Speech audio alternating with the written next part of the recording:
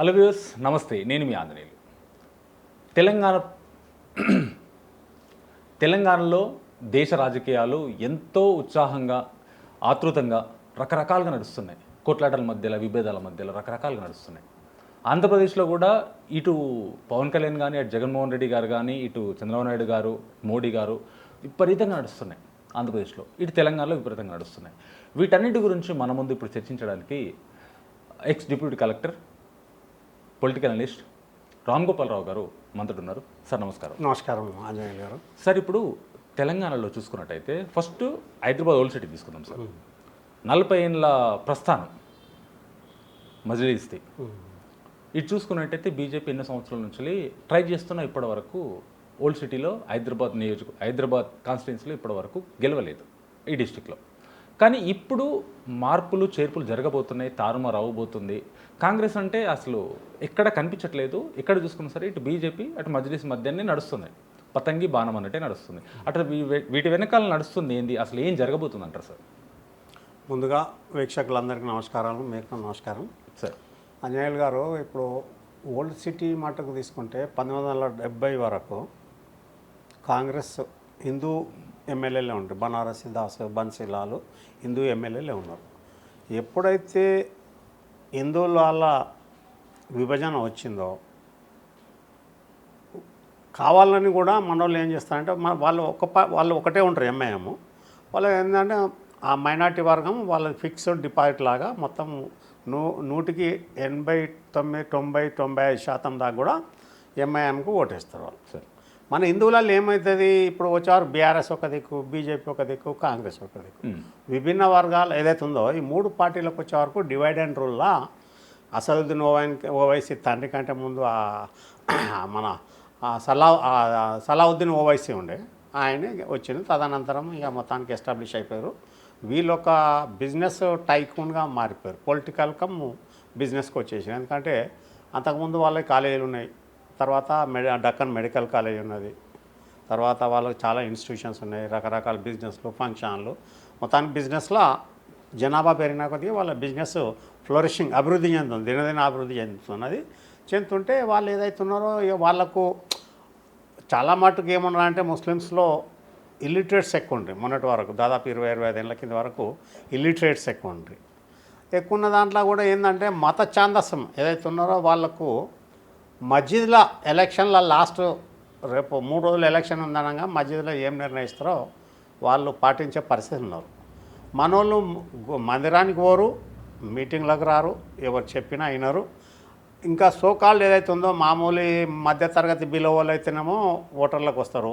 ఈ white collar జనాలు ఎవరైతే ఉన్నారో, ఈ క్రిటిక్స్ ఎవరైతే ఉన్నారో, ప్రొఫెషనల్స్ ఎవరైతే ఉన్నారో వీళ్ళు ఓటేయడానికి పోరు. అట్లా అయ్యే వరకు ఏంటంటే వాళ్ళు గెటాన్ అవుతున్నారు ఒకటి. రెండోది, ఇంతకుముందు ఇప్పుడు కూడా ఛాన్స్ ఉంటుండే ఏంటంటే గతంలో హైదరాబాద్ పార్లమెంటరీ కాన్స్టిట్యున్సీలా ఏది చెవెల్లా ఉండే, వికారాబాద్ ఉండే.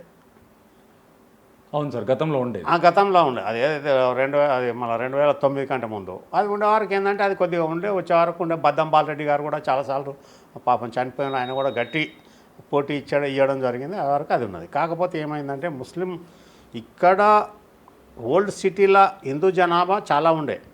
ఏదైతే ఉందో కల్చర్ ఆడపిల్లలు డెవలప్ అయ్యే వరకు ముస్లిం వాళ్ళు ఏదైతే ఉందో అది భరించడము చాలా కష్టమైపోయింది. అటువంటి అప్పుడు సాగు అమ్ముకొని ఏదైతే ఉందో మైగ్రేషన్ అన్నట్టు బయటకు వచ్చేసారు వాళ్ళు జనాభా. ఇక ముస్లిమ్స్ ఏంది తదనంతరం ఇప్పుడు ఏమవుతుందో తెలంగాణలో గ్రామాలలో ఉన్న ముస్లిమ్స్ కూడా ఇప్పుడు ఓల్డ్ సిటీ బార్కాస్ కానీ ఈ టోలీ చౌకి కానీ ఇక్కడ రావడం ఏదైతే ఉందో ఓల్డ్ సిటీలో కానీ ఇక్కడ సెటిల్ అయిపోయి వాళ్ళ ఓట్ బ్యాంక్ ఏదైతే ఉందో పెరిగింది. అటువంటి అప్పుడు వాళ్ళను ఆ కోటను కొట్టడం అన్నది చాలా కష్టమైన పని. వాళ్ళు ఏదైతే ఉందో ఎంఐఎం కోటను కొట్టడం అన్నది అంత ఈజీ కాదు. ఎందుకంటే మనల హిందువులలో ఐక్యత లేదు కాబట్టి ఖచ్చితంగా వాళ్ళు వస్తారు. అది ఇప్పుడు కూడా మాధవీలత గారు గెలుస్తారన్న అందులో 100% గ్యారంటీ లేదు ఇప్పుడు. కాకపోతే ముస్లింలలో కొంత వ్యతిరేకత వచ్చింది. ఒకవేళ కరెక్ట్ ఏదైతే ఉందో ట్రిపుల్ తలాక్ ఎప్పుడైతే రద్దు చేసిన తర్వాత ముస్లిం మహిళలు కూడా కొంత బీజేపీకి మొగ్గు చూపించే అవకాశం ఉన్నది. చేయాలి వాళ్ళు వాస్తవంగా కూడా. లేదంటే వాళ్ళు వేరే మళ్ళీ కాంగ్రెస్ వచ్చింది అనుకోరి, మళ్ళీ ట్రిపుల్ తలాక్ అలో చేసారు అనుకోరి, వాళ్ళ బతుకు మళ్ళీ బజార్లో పడతాయి. చాలా భయంకరమైనది. ఆ షరియత్లా వాళ్ళు స్వార్థానికి రాసుకున్నది తప్ప వాళ్ళు ఏదైతే ఉన్నదో ఒక మన యూనిఫామ్ సివిల్ కోడ్ లాగా న్యాయబద్ధంగా రాసుకోకుండా వాళ్ళు ఇష్టానుసారం రాసుకొని వాళ్ళు నడిపిస్తున్నారు. అట్లా ఇక్కడ వాళ్ళు ఇంకా కూడా ఏదైతే ఉందో ముస్లిమ్స్, భారతదేశంలో ఉన్న ముస్లిమ్స్ ఇవాళ ఇక్కడ ఉన్నంత ఏదైతే ఉందో సేఫ్టీగా వాళ్ళకు రక్షణ మంచిగా నిశ్చింతగా అన్ని విధాల భద్రత ఏదైతే ఉందో అభద్రతా భావం అన్నది ఇక్కడ లేదు. కాకపోతే కొందరు ఏదైతే ఉన్నారో వాళ్ళు పొలిటికల్ గెయిన్ కోసం రకరకాలు ఈవెన్ ప్రెసిడెంట్ ఆఫ్ ఇండియాగా కూడా చేసిరు. ఎవరు ఫక్రుద్దీన్ అలీ అహ్మద్ చేసినారు, జకీర్ హుసేన్ చేసిరు. అదే మన వైస్ ప్రెసిడెంట్ మొన్న గతంలో ఆయన పేరేంది అన్సారీ, మన వైస్ ప్రెసిడెంట్ కాంగ్రెస్ పీరియడ్లో చేసిన ఆయన కూడా ఆయన సేఫ్ లేదన్నది.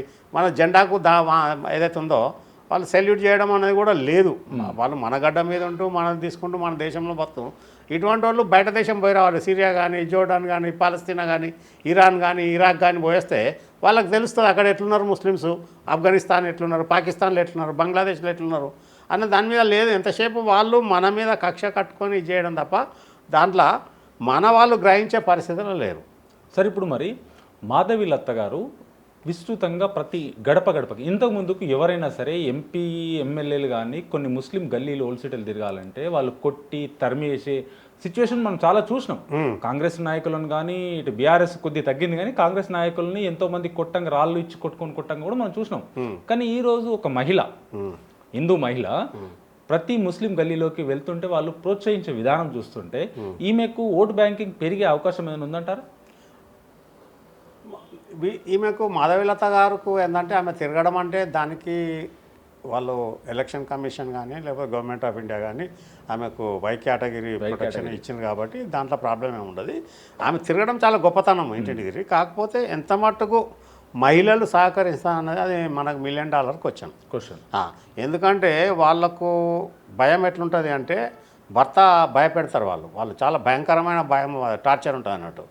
భర్త మాట జవదాటే సమస్య రాదు. ఒకవేళ ఓట్ బ్యాంకులో ఎన్ని వచ్చింది అనుకోరి, పర్టికులర్ బూత్ ఒకటి 107 బూత్ ఉంటే ఆ బూత్లో ఎన్ని బీజేపీకి వచ్చినాయి, అలా పాపులేషన్ అలా వాళ్ళ ఓటర్ లిస్ట్లో హిందువులు ముస్లిమ్స్ మనం లెక్క చూసుకోవచ్చు. అలా ఎన్ని పోయినాయి ఎవరు పోయినాయి అన్న దాని మీద వాళ్ళకి డౌట్ వచ్చింది అనుకోరి, ఇక భర్తకు టార్చర్ ఉంటుంది. అట్లా ఏదైతే ఉందో కొద్దిగా భయపడ్డ వాళ్ళు ఇటు రాకపోవచ్చు. వాళ్ళు ఏమన్నా లిప్ సింపతి, హార్ట్ఫుల్గా సింపతి ఉన్నా కానీ ఓటు కాడికి వచ్చే వరకు వాళ్ళు ఎంఐఎంకే మాది ఉండాలన్న భావన ఉంటుంది. కానీ బీజేపీ వచ్చే అవకాశం లేదంటారా? బీజేపీ రావచ్చు, రాదనడానికి ఛాన్స్ అదే కాదు. ఇప్పుడు బీజేపీ ఖచ్చితంగా వస్తుంది. ఎట్లా అంటే గతంలో కాంగ్రెస్, ఎందుకంటే పేర్లు చెప్పదలుచుకోలేదు, నామినేషన్ వేసి అసదుద్దీన్ డివైడ్ అండ్ రూల్ కదా, ఓట్లు విభజన అయితే అసదుద్దీన్ ఏదైనా డబ్బులు ఇస్తే తీసుకొని మంచిగా ఎంజాయ్ చేసిన సందర్భాలు చాలా ఉన్నాయి. ఇప్పుడు ఆ సందర్భం లేదు. అయితే బీజేపీ కాంగ్రెస్కి ఎట్టి పరిస్థితుల్లో ఆ ఏరియాలో కాంగ్రెస్కి వెయ్యరు. బీఆర్ఎస్ కూడా వచ్చే బీఆర్ఎస్ ఇంకా అది out right ruled out. Okay, Hyderabad parliamentary కాన్స్టిట్యున్సీలో ఎట్టి పరిస్థితుల్లో బీఆర్ఎస్ రాదు. అది థర్డ్ ప్లేస్లో ఉంటుంది తప్ప రాదు. కాంగ్రెస్కు కూడా జనం నమ్మరు. ఇప్పుడు కాంగ్రెస్లో ఏమైందంటే కాంగ్రెస్ పరిస్థితి ఎప్పుడైతే దిగజారడానికి కారణం ఏదైతే ఉందో సోషల్ మీడియా వచ్చింది, డిజిటల్ టెక్నాలజీ పెరిగింది, మన ఎలక్ట్రానిక్ మీడియా వచ్చింది, మన మీడియా తర్వాత ప్రింట్ మీడియా వచ్చింది. అన్నిటికంటే ఎక్కువ ఎడ్యుకేషన్ ఎక్కువ వచ్చేసింది. ఎడ్యుకేట్ అయిపోయారు. ఇల్లిటరసీ అన్నది లేదు కాబట్టి దినదినం కాంగ్రెస్ పతనానికి పోయింది.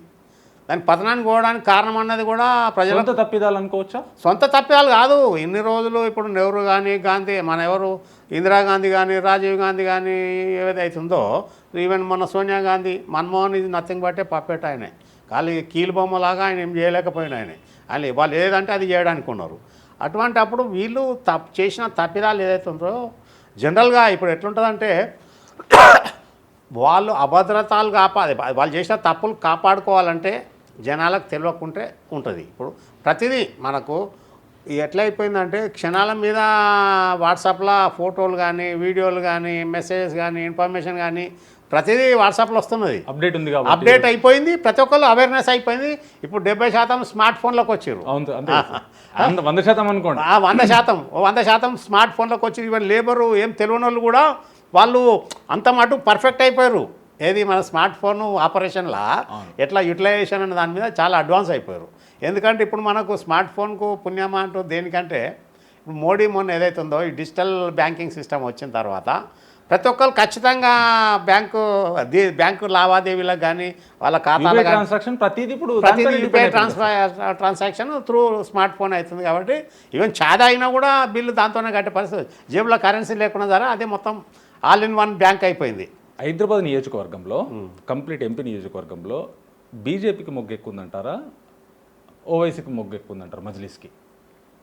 అంటే నాకు అది వాళ్ళ ఓటర్ కరెక్ట్ నేను చూసుకోలేదు కానీ ఒకవేళ ఓటర్స్ పాపులేషన్ హిందూస్లో ఉంటే హిందూస్కే అడ్వాంటేజ్ అవుతుంది. ఇంతకుముందు మొన్న మాధవీలత గారు వచ్చే అవకాశం ఉంది. ఇప్పుడు మన నాంపల్లి కానీ అది ఇవన్నీ మహారాజ్గంజ్ కానీ తర్వాత ఇక్కడ ఏది మన బహదూర్పురా కానీ ఇక్కడ కొన్ని చాలా యాదవ్ చేశారు బీజేపీ నుంచి. టగ్ ఆఫ్ వార్ వచ్చింది కదా, నెక్ టు నెక్ నడిచింది. అవును. ఇప్పుడు ఈ ఎలక్షన్లో ఖచ్చితంగా మోడీ ప్రభంజనం మీద మాధవీలత బయటపడితే కూడా మనం ఆశ్చర్యపడాల్సింది లేదు. ఓకే. కాకపోతే ఏందన్నది ఇక్కడ మనకు ప్రాబ్లం ఏమొస్తుంది అంటే మన వాళ్ళు ఓటేయనికి బయటకు ఓరు, హిందువులు ఏదైతే ఉన్నారో ఓటేయనికి ఓరు అట్లా అంతే. పర్సంటేజ్ హిందూ పర్సంటేజ్ పెరిగితే ఖచ్చితంగా ఓట్ పర్సంటేజ్ పెరిగింది అనుకోరి ఖచ్చితంగా మాధవీలత గెలుస్తారు.